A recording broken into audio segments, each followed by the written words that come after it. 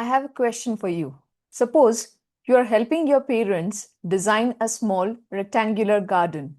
The length of the garden is x plus 3 meter and the breadth is x plus 2 meters. Now, someone asks you, what is the total area of the garden? Most of us know that the area of a rectangle is nothing but length into breadth. But here is the real question. How do we multiply two algebraic expressions? That's exactly what we will learn today. Hello everyone. Welcome to Learn Easily with Soumi yet again. In today's lesson, we will understand the concept of expansion, not by memorizing rules of course, but by understanding where they came from.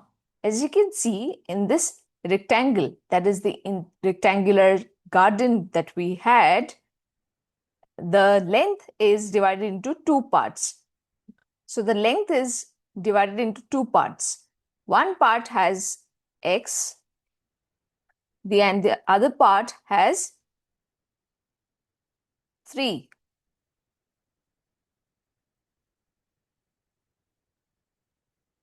Similarly, the breadth also is divided into two parts. One part is x and the other part is 2. Now, if we can divide it into smaller rectangles, or in some situations, this is a square, as you can see, then can we find out the area of those smaller rectangles? Of course we can. Let's find it out for the first rectangle, or very specifically the square. What do we get? We get x multiplied by x, that is x square.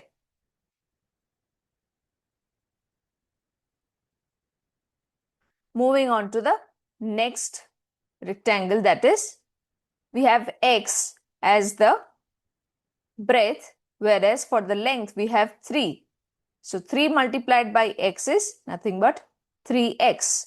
Moving down below, for the third rectangle we have 2 as my breadth, whereas for length it is x. So 2 multiplied by x, it is going to be 2x. And lastly, what do we have? 2 multiplied by 3, what do we get? We get it to be 6. What do you think should be the total area? The total area should be the summation of all these 4 expressions. That gives us x square plus 3x plus 2x plus 6. Do we have any like terms? Of course we have. These are the two like terms that we have. 3x and 2x. We can add these two to get 5x. That gives us the value as x square plus 5x plus 6. So, we can definitely say that x plus 3 multiplied by x plus 2, or in other words, x plus 3 multiplied by x plus 2 expands to x square plus 5x plus 6, which we have already got from this. I hope this concept is clear. Now that we understand the idea, let's see the general process. Take two expressions, x plus 4 and x plus 5, and try to expand it. Let's do it together. What should be the approach? We should multiply each term in the first bracket with each term in the second bracket, just the way as is shown in the diagram. And we can easily get the solution from there. Upon further simplification, we get. So this is the final result. What mistakes do usually students make? Students often write the answer as x squared plus 10. But is this correct? I wonder. No, this is incorrect. Can you tell me why? Of course, it is incorrect because students multiply only the first terms and the last terms. But remember, every term in the first bracket must be multiplied with every term in the second bracket as well. Now quickly pause the video and try solving this on your own. Are you ready? Now let's try to solve this. Once we have solved, please compare your results. If you could have solved it correctly, comment in the comment box.